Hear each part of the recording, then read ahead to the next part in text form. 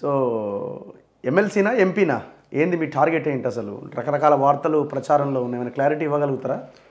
Right. గౌరవ ముఖ్యమంత్రి గారు రేవంత్ రెడ్డి గారు చెప్పింది ఏంటంటే మళ్ళీ ఎంపీది పడ్డది, ఆ వర్క్ స్టార్ట్ చేయండి అని చెప్పినాడు. స్టార్ట్ చేయండి అని చెప్పినాడు. నేను సరే నాది వర్క్ స్టార్ట్ చేస్తా అని చెప్పి ఆ వర్క్ స్టార్ట్ చేసినాం. ఆల్రెడీ ఎన్రోల్మెంట్ ప్రక్రియ అంతా చూస్తూ ఉన్నాం. ఎమ్మెల్సీకి సంబంధించి గ్రాడ్యుయేట్ ఎమ్మెల్సీకి సంబంధించి ఇక భువనగిరి ఎంపీ సీట్ కోసం మాత్రం నేను అడుగుతున్నా. భువనగిరి ఎంపీ సీట్ కావాలి నాకు అనేటువంటి మాట ముఖ్యమంత్రి గారి ముందు ఆ ప్రతిపాదన పెట్టడం జరిగింది. ఆయన అధిష్టానం చూస్తుంది కదా అని చెప్పి ఆ మాట చెప్పిండు.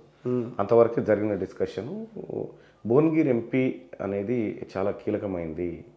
దానికి ఖచ్చితంగా రాహుల్ గాంధీ గారు ప్రధానమంత్రి కావడానికి ఈ ఎంపీ స్థానం కూడా అత్యంత కీలకంగా పనిచేస్తుందన్న ఉద్దేశంతో ఈ ఎంపీని కోరడం జరిగింది, కోరుతున్నాను కూడా. సో మీ ఫస్ట్ ప్రయారిటీ ఎంపీకి. ఓకే. సో మరి గతంలో ఎమ్మెల్సీగా పోటీ చేసి ఆల్మోస్ట్ గెలుపు అంచుల దాకా వచ్చారు కదా, మరి ఈసారి ఎమ్మెల్సీ ఎందుకు వద్దనుకుంటున్నారు? ఎమ్మెల్సీ అని కాదు, పార్టీకి ఇప్పుడున్న మేజర్ అవసరాలు తీరడంలో పాత్ర ఉండాలనేది ప్రధాన ఉద్దేశం. ఇప్పుడు నేను ఎమ్మెల్సీ కావడం వల్ల రాహుల్ గాంధీ గారికి వచ్చే ప్రయోజనం ఏం లేదు ఇప్పుడు.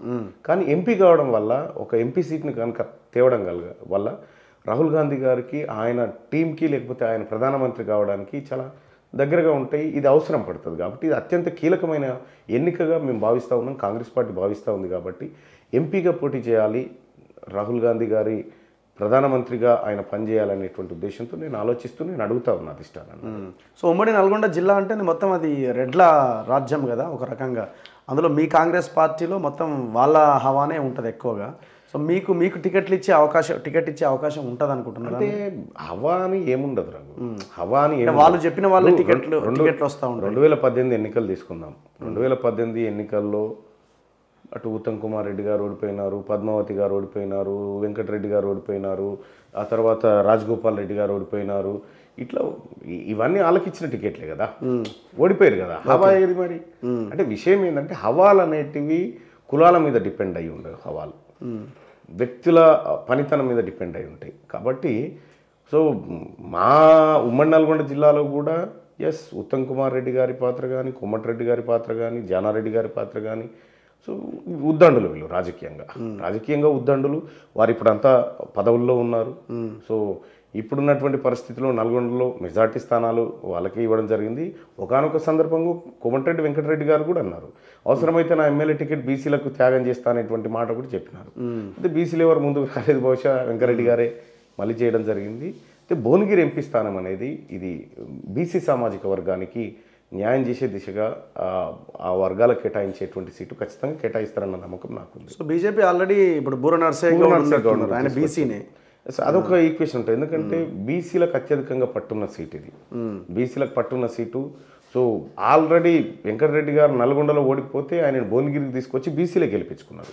భువనగిరికి తీసుకొచ్చుకొని బీసీలే గెలిపించుకున్నారు. అటువంటి చరిత్ర ముఖ్యంగా ఈ భువనగిరి పార్లమెంట్కు ఉంది. భువనగిరి పార్లమెంట్లో దాదాపుగా మెజారిటీ బీసీ ప్రజలు కాంగ్రెస్ పార్టీ వైపు నిలబడ్డారు.